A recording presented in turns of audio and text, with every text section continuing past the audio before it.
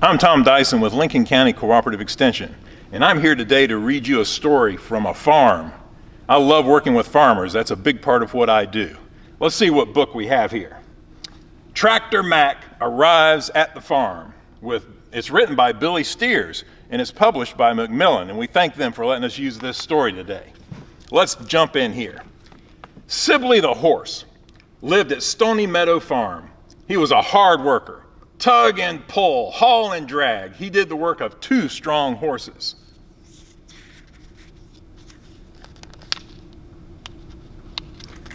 And the page doesn't want to turn for me, but our story will keep going here in a second. Here we go. Sibley's days were spent plowing in the spring, mowing in the summer, harvesting in the fall, and logging in the winter. Sibley's favorite job was pulling the hay wagon at the summer picnics. The children would all cheer for Sibley and give him treats of apples and carrots. One day, the animals heard a strange noise. Chug, chugga, pop. They looked out of the barn. A large red machine was parked in the farmyard, spewing smoke. Farmer Bill was seated on the bright, shiny new tractor. He had a big smile on his face. That evening, Farmer Bill moved the tractor into the barn. The animals came over to greet the newcomer. "What big black rubber tires you have," said Carla the chicken.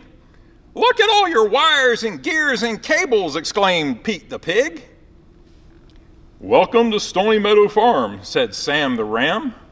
"Welcome, welcome," the others all cried.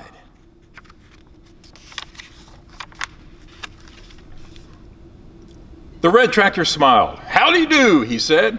"My name is Mac. I can do the work of 10 horses, and I'm happy to be here." The animals gasped. 10 horses? You must be really strong. That night, Sibley was not able to sleep. Visions of mechanical horses danced in his head. Could Mac really do the work of 10 horses? What would be left for Sibley to do? Early the next morning, Farmer Bill climbed into Mac's seat and started the engine. Mac rumbled to life and they headed for the fields. Sibley wanted to be tacked up for the day's work, but nobody came. All day, Sibley listened to the other animals chatter. "Did you see how fast Mac plowed the fields?" clucked the chickens.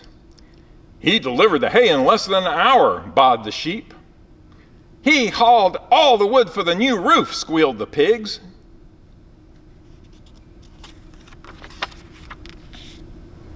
As the days passed, it was clear that Mac had taken over all of Sibley's jobs.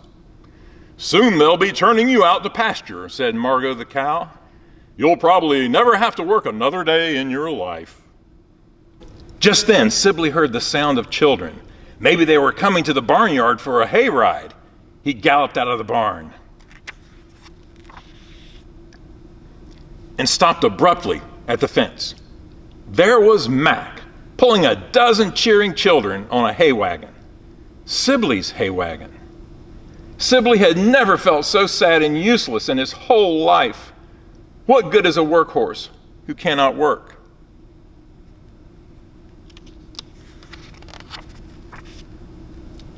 In the weeks that followed, Sibley hoped he would have a job to do. But every morning, Farmer Bill and Mac left the barn without him. Sibley wondered if he had been forgotten for good. Finally, one day, Farmer Bill came back to the farm without Mac. "Sibley, old lad, I need your help. We have a problem that only you can fix." Rain had fallen during the night. The farmer led Sibley through the soggy grass to a far field where the ground was soaked with water. And there sat Mac, up to his ankles in mud.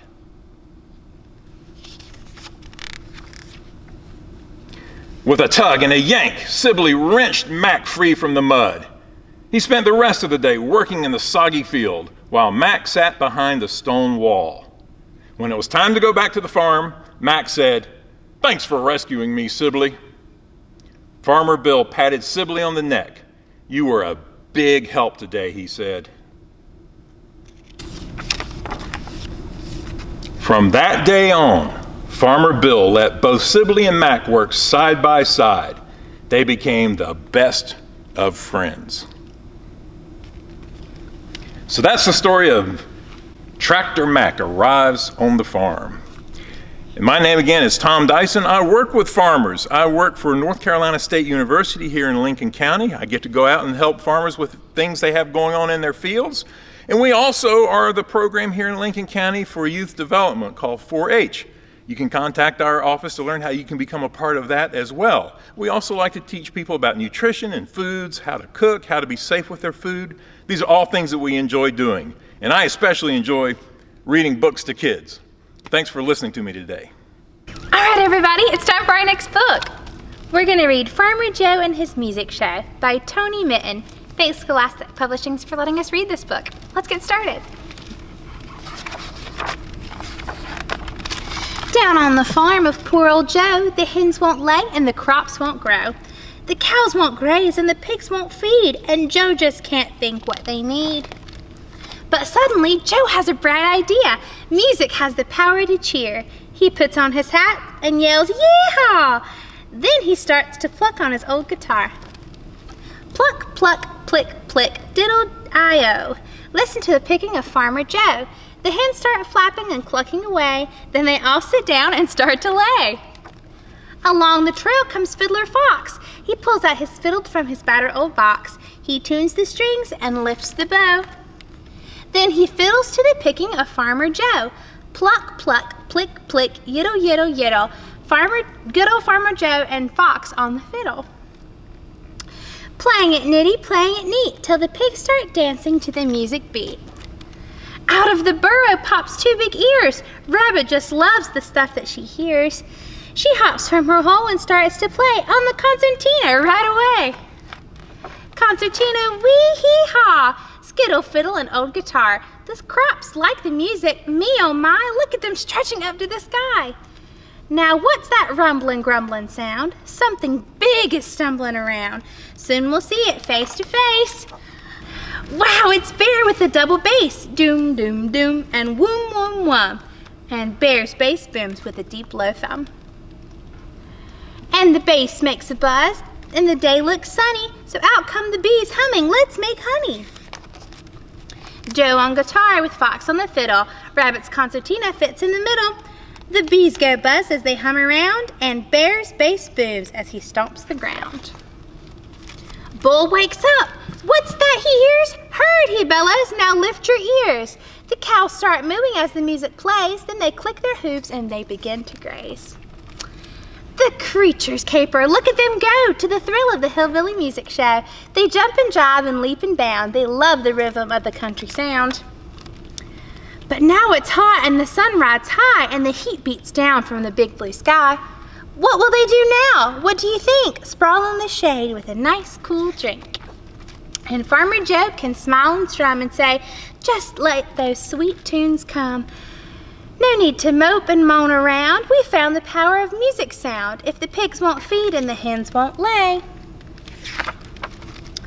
I'll get my own little band to play. He thanks his friends for the good they've done. Then he plays some more now, just for fun. So down on the farm of clever old Joe, the hens all lay and the crops all grow. The cows all graze and the pigs all feed, and Joe knows just what they need. Oh, that was such a fun book.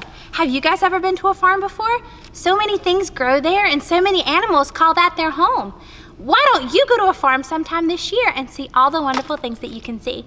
See you guys later. Bye.